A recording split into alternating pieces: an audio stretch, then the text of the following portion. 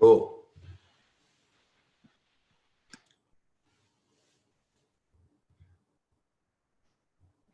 Ross, you are, oh, wonderful.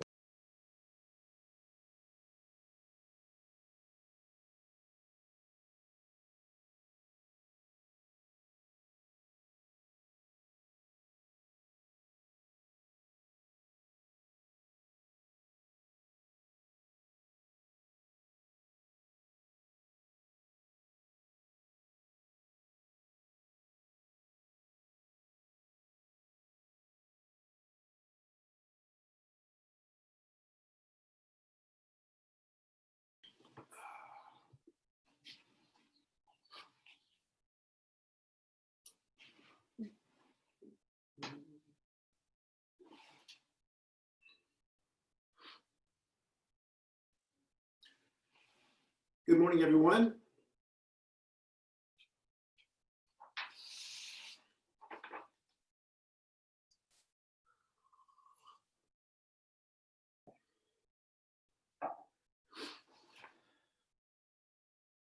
I'd like to welcome everyone into this one-room Zoom schoolhouse.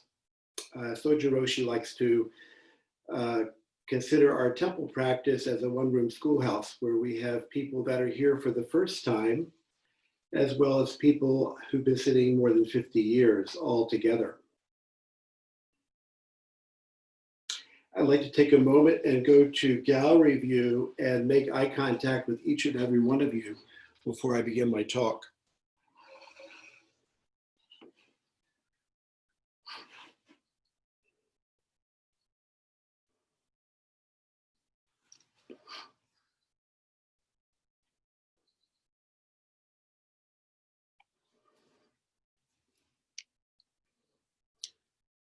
I do this beginning before I give a talk in the Zendo, so it's nice to take a moment and see you all.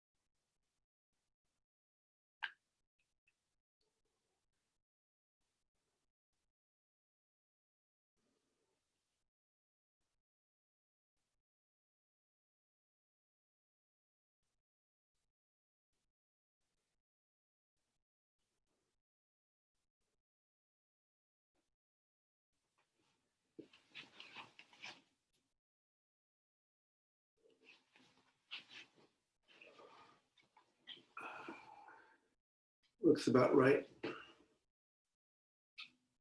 Can you hear me, Blake?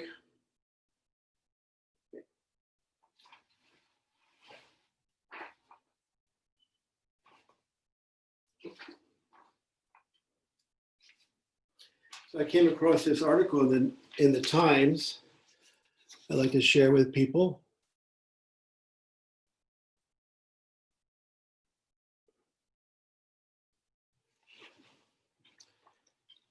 So I don't know if this bookcase makes me look smart. I hope not.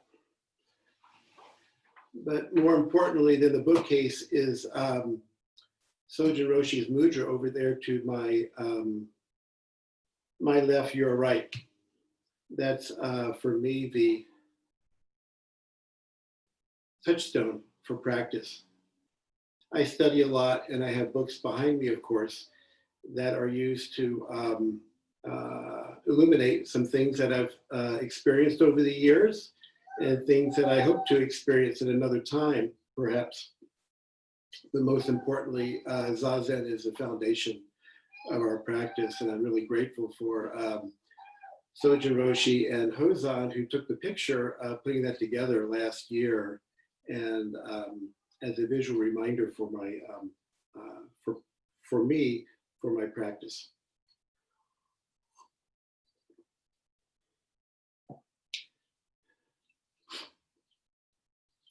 So monks of old in China used to stand during lectures. That was centuries and centuries ago. And at some point, the monks and nuns were sitting in zendos on cushions, perhaps a little bit more comfortably while they listened to lectures. And now we're sitting in our homes. And this is the first time I've given a talk on Zoom. It feels a little different, and it also is familiar to what I've done over the years since becoming Shuso, giving a talk in the Zendo. The first time I gave a talk, I asked Ron Nestor, one of our 50 plus meditators here, what could you give me some feedback on my talk? And he said, it felt like a fireside chat. I didn't quite know what to make of that, but it felt congruent with my attitude and feeling about presenting myself to you all formally in this way as a talk, as well as just informally when we meet each other on the temple grounds.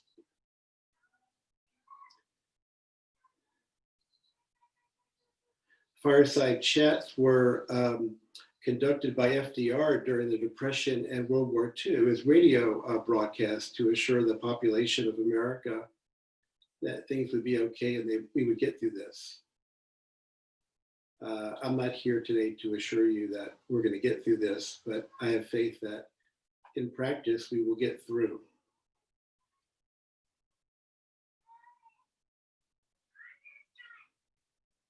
Today also feels like, this time also feels a little bit like pajama dharma.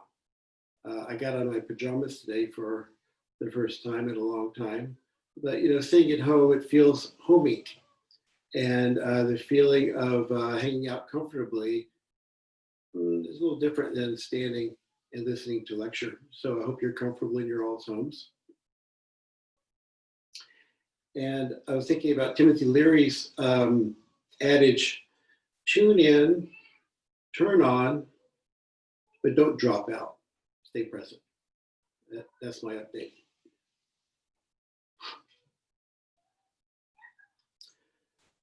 A few weeks ago, I was filling up my soap dispenser here in my apartment, and it's a sort of a thick, kind of gelatinous liquid that was pouring slowly out of the large bottle into the little pump dispenser on my sink. And I just wanted to get it done. And then I stopped and I slowed down and paid attention to what I was doing in a deeper, less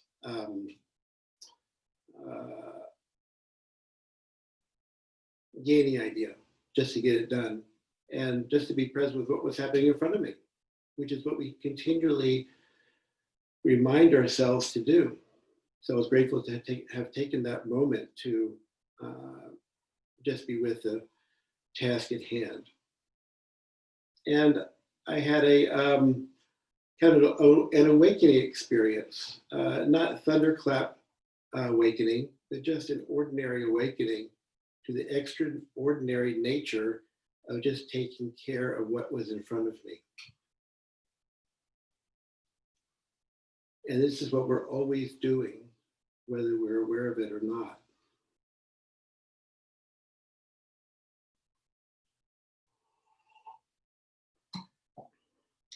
So with the intention of taking care of that task of filling my soap dispenser, I wasn't behind time and I wasn't ahead of time, but I was just in time. And the COVID-19 virus reminds us to slow down and be in time.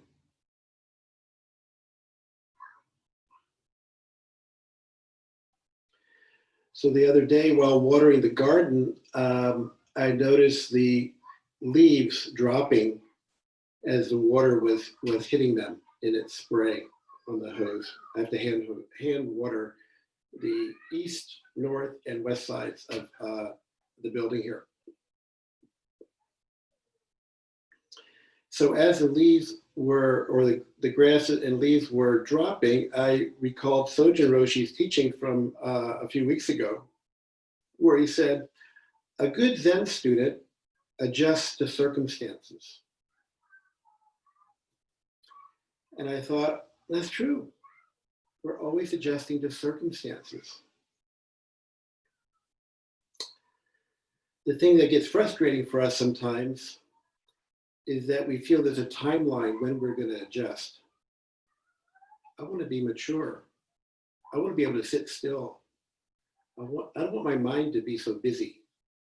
All of these things, and we get frustrated if it doesn't change fast enough.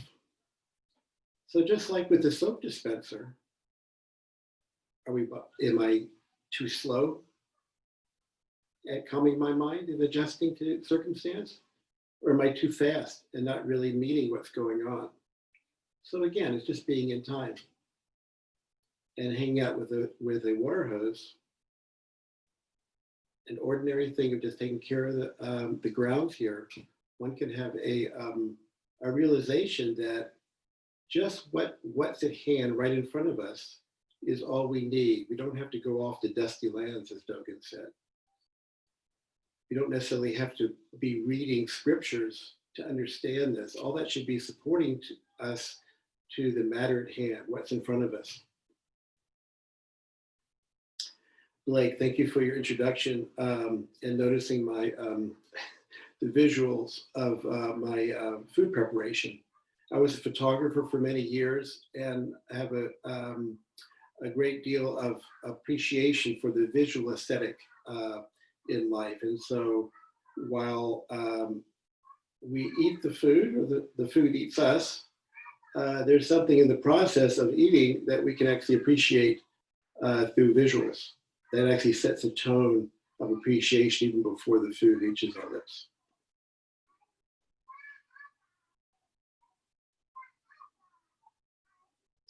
So we need to compare ourselves with others when we try to find our balance or when we fall out of balance. Aiken Roshi said, when you let go of your own perceptions, you give people a chance to change. When you do not let go, you are participating in the continuation of their faults. So that's a good teaching for us to have patience and space and compassion for others. Something that Aiken Roshi, I think, implied, but wasn't explicit, which I have been thinking about lately, is to add, when you let go of your own perceptions, you give people and yourself a chance to change.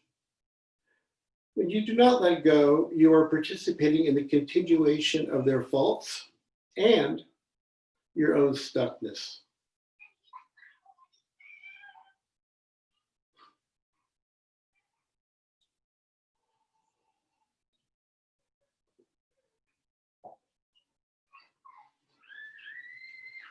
Ellen Webb's husband, Sandy Walker, had an art exhibit scheduled in April here in Berkeley.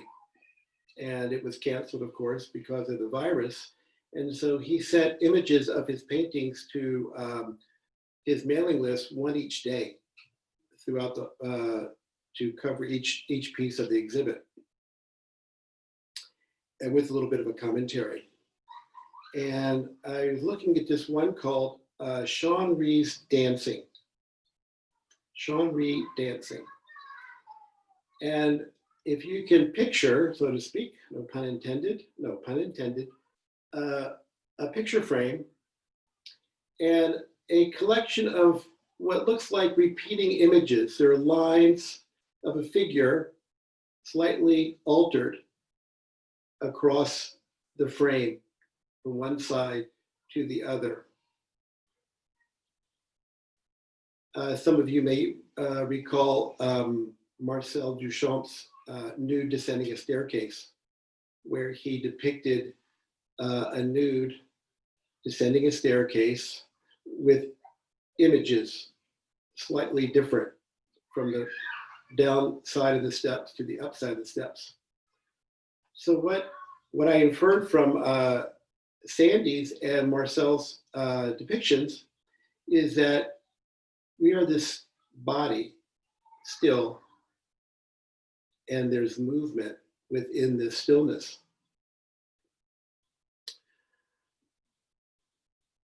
After looking at Sandy's painting, I went outside for a walk in my pajamas. In Berkeley, thankfully, nobody bats an eye at such a thing. And as I was walking, I was down by the library there, and I had a sense of this image that Sandy had depicted, where I was in my body and I'm walking slowly down Russell Street, carefully, quietly. And words are hard to, words don't really get it, but the sense of myself passing through space. It was just an ordinary thing, but as when we sit zazen and we're really still and really tending to our body and our breath, you can feel the movement within the stillness of zazen.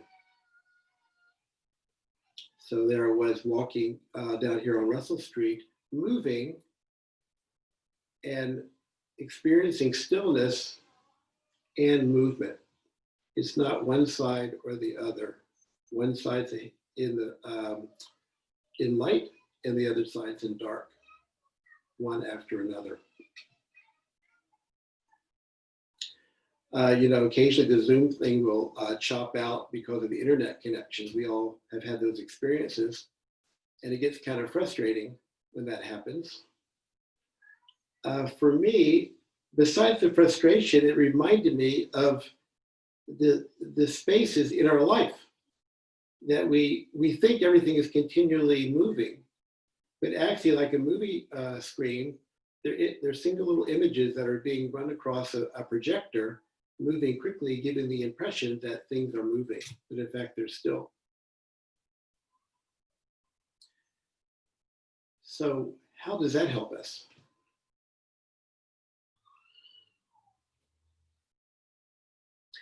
Well, for me, it helps to remind me that there's space in between each and every moment of our expression.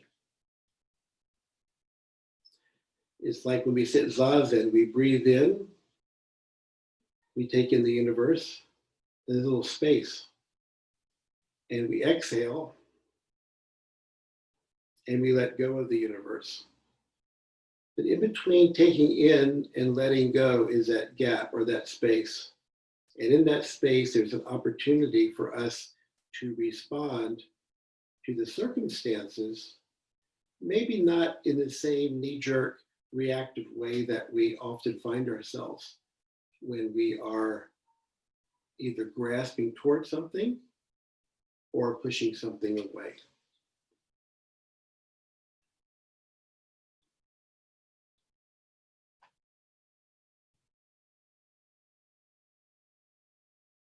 So we're not rigid and stuck. We need to be flexible, like that blade of grass, breathing in, breathing out.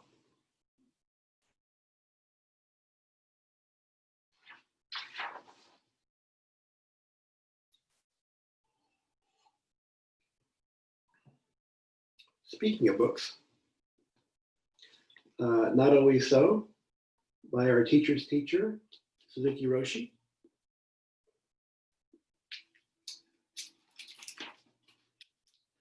He gives us a tip on how to read Buddhist scripture, which sometimes can be a little bit daunting.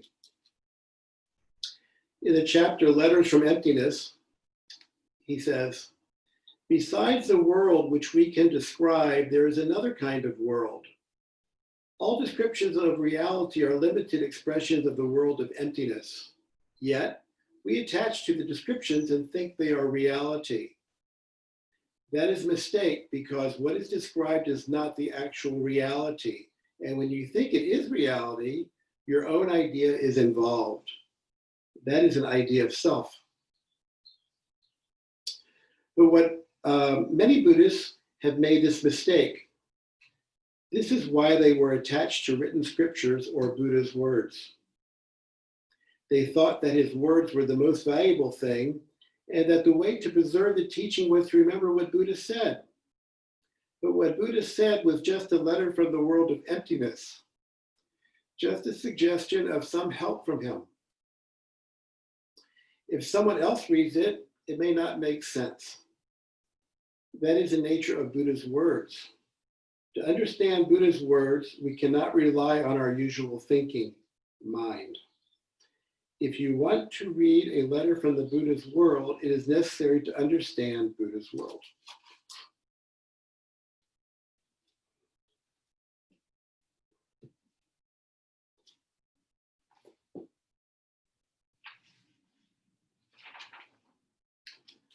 This book is the Book of Serenity, which is a collection of koans from about 1,000 years ago in China. Thank you, Lisa Brazzoni, wherever you are in the universe, for this gift of a bookmark. Case 4, the world honored one points to the ground. The case. As the world honored one was walking with the congregation, he pointed to the ground with his finger and said, this spot is a good place. This spot is good to build a sanctuary. Indra, emperor of the gods, took a blade of grass, stuck it in the ground, and said, the sanctuary is built. The world honored one smiled.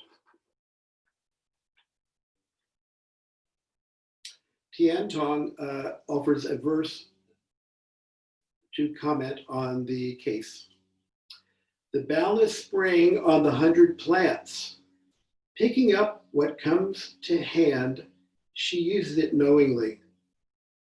The 16-foot tall golden body, a collection of virtuous qualities, casually leads him by the hand into the red dust. Able to be master in the dust, from outside creation a guest shows up. Everywhere life is sufficient in its way, no matter if one is not or is clever as others.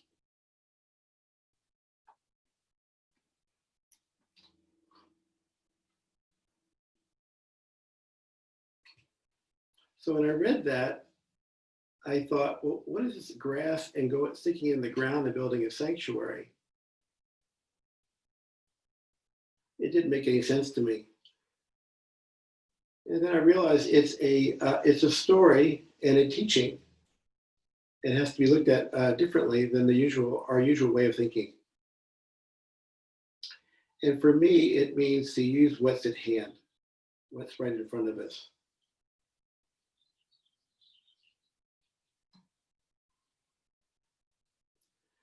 A few weeks ago for Zazen on Friday afternoon, Monday afternoon maybe, Kiku was Doan, and Zazen, for those who are not in the Zazen platform here at Zoom at BZC, just to give you a sense of what it is, we sit Zazen in front of a computer, and a timekeeper rings a bell, sounds the bell, and keeps the time. Anyway, Kika's computer died just before Zazen was scheduled to happen.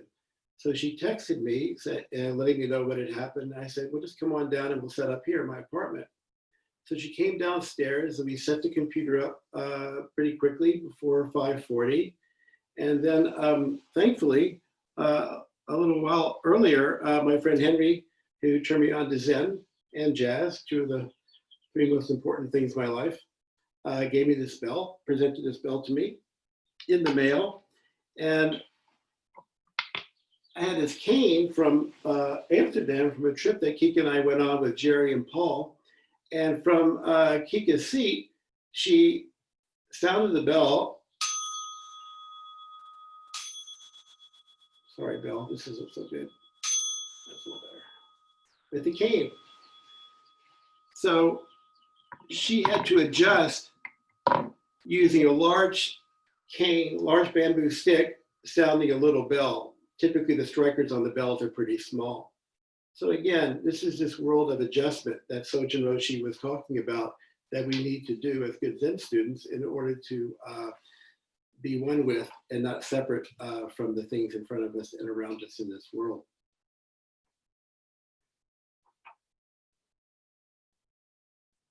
So how do we build a sanctuary, a place of refuge?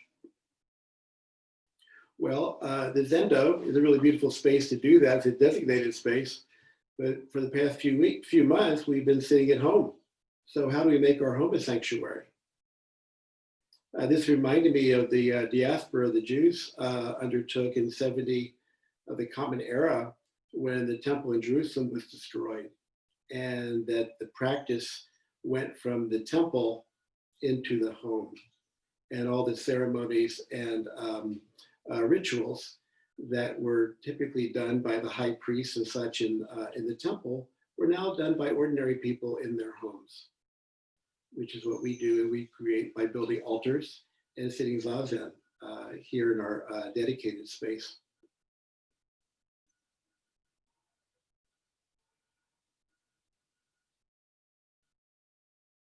So how does our body feel as a flexible blade of grass versus a rigid edifice? So are we building a sanctuary of flowing grass, or are we building something stiff that doesn't move? There's an appropriate time for stiffness and uprightness, but if someone comes by and taps you on your shoulder, you should be able to flex and flow with that movement and then come back upright.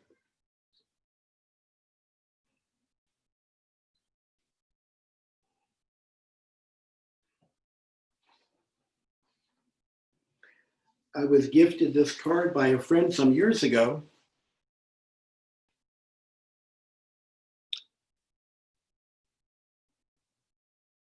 That says, effing love this.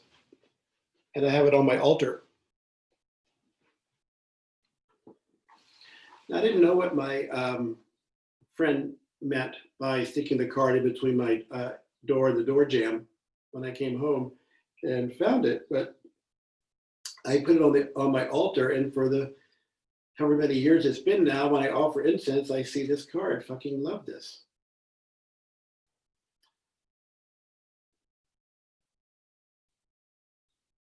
Well, it's come to, for me, it's come to mean effing accept this.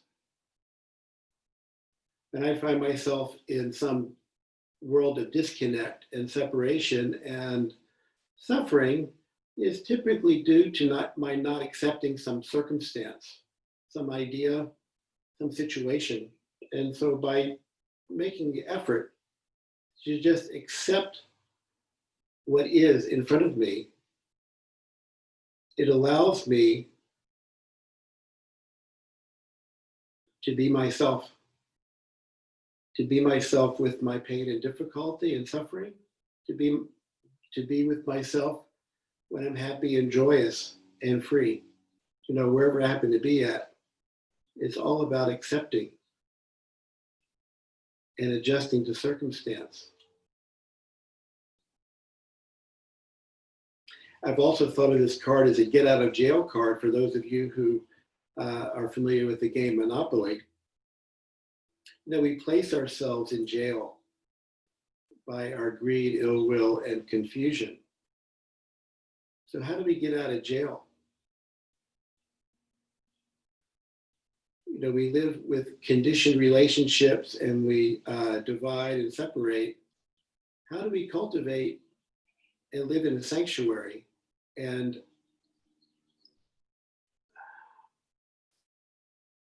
live the unconditioned life? Well, there's a world of the unconditioned, which we sit with. We tap into in Zazen, the world of oneness, and then the bell rings, so to speak, and then we're in the world of conditions, of duality. How do we work with those two sides? Not one, not two.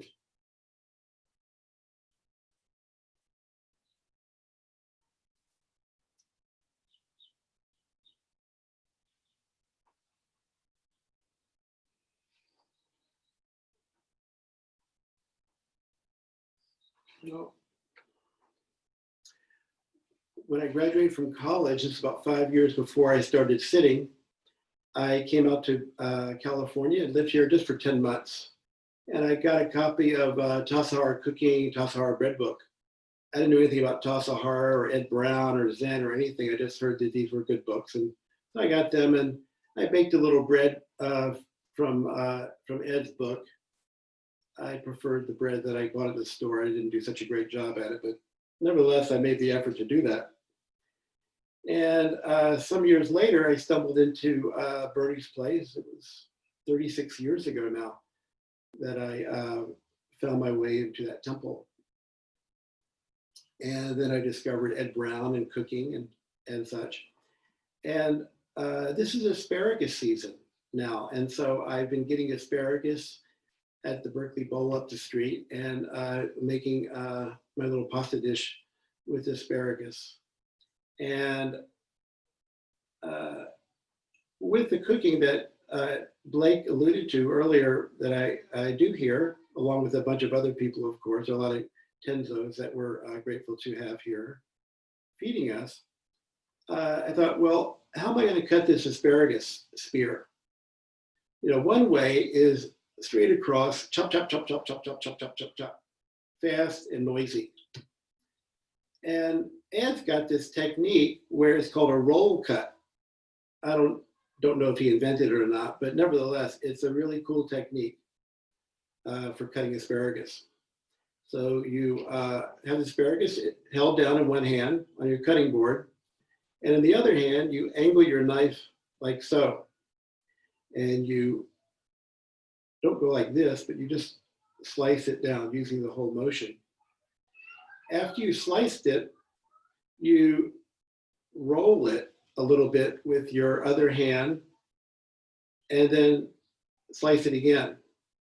Roll it again, slice, roll it. So this roll cut is going to create pieces of asparagus that have different angles on either side of them. Now, I don't know if it affects the taste or not. There's a little bit more surface area exposed to the oil or however you're cooking your asparagus. But there's a visual treat to it that I liked. And but more importantly, from a practice place, not from a chef and an efficacy place, there's the opportunity to be at one with the asparagus because you're going slow. You have a particular technique that you're following, and it's chop, chop, chop. And as the story goes, we often say cutting the carrot. So today it's cutting the asparagus. That you're cutting the carrot, but at a certain point, the carrot or the asparagus is cutting you. And so how can that be? You know, I'm here and the asparagus is there and I'm going to cut you up and put you in the saute pan. Well, with that kind of attitude, you will always be cutting the carrot. But if you let go and you're present with the practice, the carrot is actually cutting you. You and the carrot are one. And if you're not careful, as I was not careful, your mind will drift and the asparagus will cut you. And I have a little scar on my finger to prove it. So please pay attention when you're cutting the asparagus.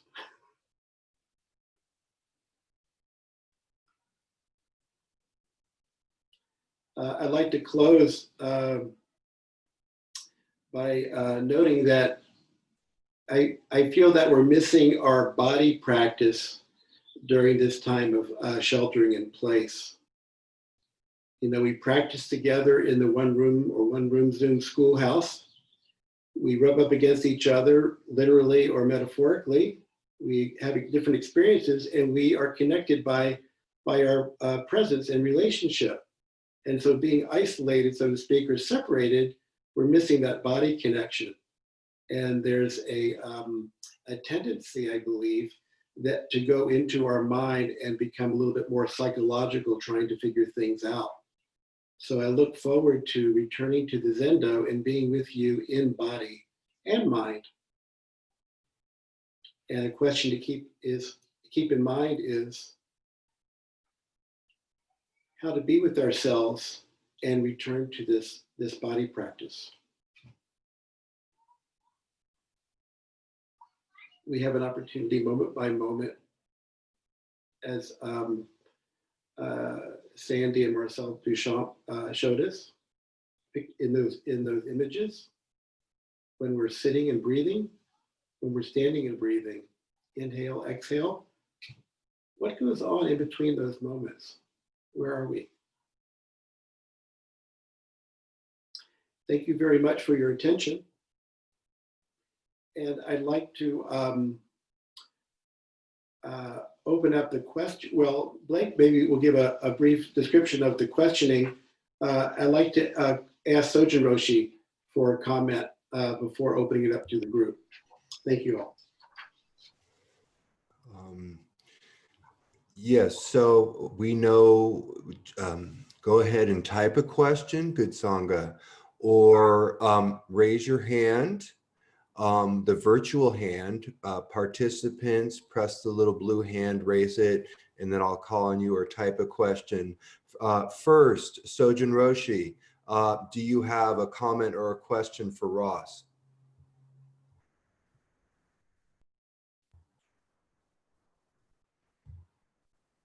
Sojin, you need to unmute yourself.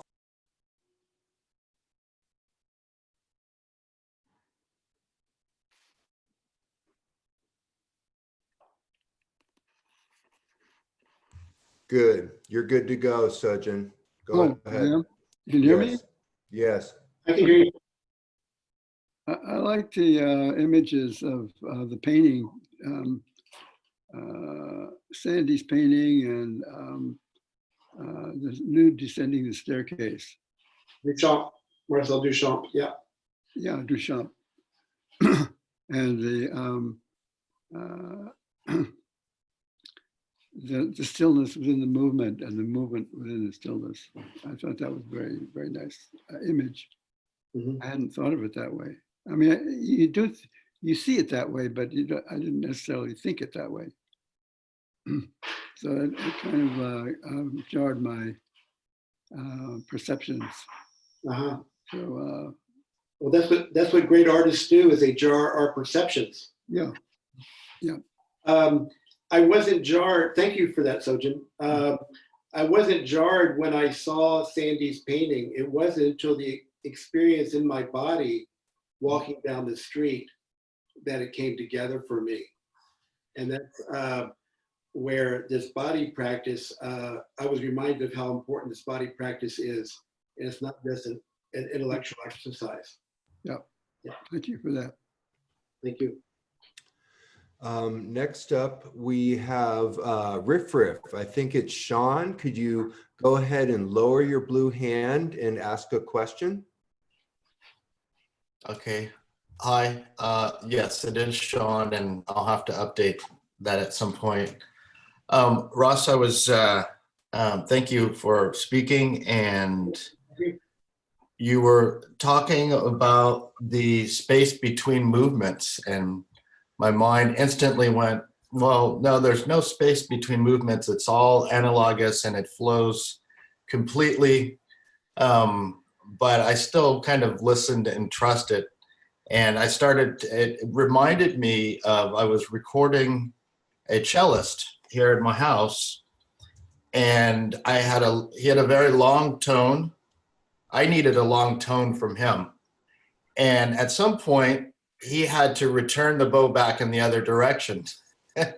And I said, well, no, there's a space there, once you get to the end of the bow. And he said, yes, there's a space there.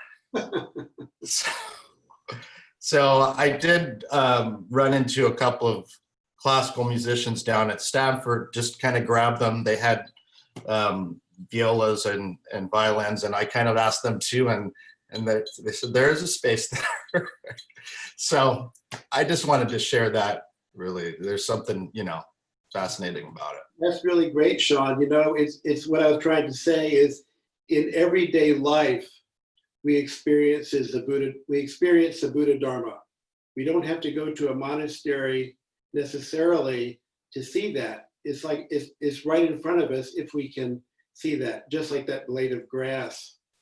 As far as the one and the many, the space of stillness and activity, it's important to not get attached to one side or the other. We think things are moving, but when there's a glitch or there's a depiction by an artist, we can actually see there's a little space there. And as our practice settles and quiets, we can perceive that and actually taste that. Just like when you, if you take a forkful of food, you can actually feel the subtle differences in flavors versus just, I'm just eating just to eat. So thanks again. Next, thank you for the questions. Katie or Caddy Guimond, she, her. Could you? It's actually, thank you. Can you hear me? Yes. It's actually from Ken. Thank you, Ross. Yes. I was very taken by the quote from Aiken Roshi, and that if we do not accept people, we participate in our stuckness and in their, I forget the word. Yeah, we don't allow them to change, and we persist in our own stuckness. And I believe that's true. That's my experience. But I wondered if you could maybe share why that's the case. Why our ideas, or how our ideas limit other people's growth, what in our interactions. I'm curious to understand that with a little bit more nuance and texture. Mm-hmm. That's a good question.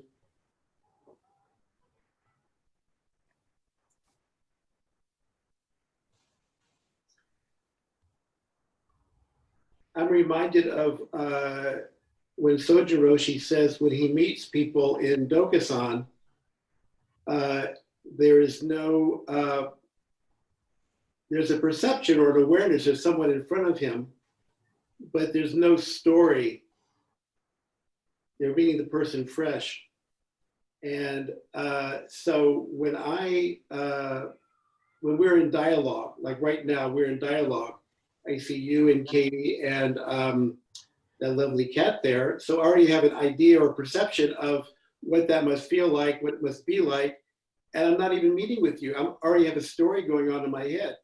And that limits our relationship. It limits the depth of our relationship. Mm-hmm. As to why, well, that's an interesting story because it's about me. It's my story. So I want to go on and run that little story out. Whereas to be in neutral, not ahead or behind, but to be in neutral and to receive your story in voice, visually, and all the rest of the skandhas that are playing out here, it enables us to have an actual relationship versus just, you're just my audience, or I'm just your audience. How does that play out? And even in a conversation, we can go from one to the other. So it's important to kind of stay grounded and receive completely. Does that touch to it? Yes. Yeah. Thank you very much. That answered it directly. Yeah, good. Yeah. Well, it's thank you, Ken. Thank you, Katie. Thank you. And thank you, sweet cat. I think a final question, Dan Harden. I invite you to lower your blue hand and unmute yourself. Thank you so much. Yes. Thank you, Ross. Okay. Hey, try to think of exactly how to phrase this. I was thinking about you cutting the carrot and the carrot cutting you. And I was going back between you and the carrot. And then I was thinking, where's the knife in all of this?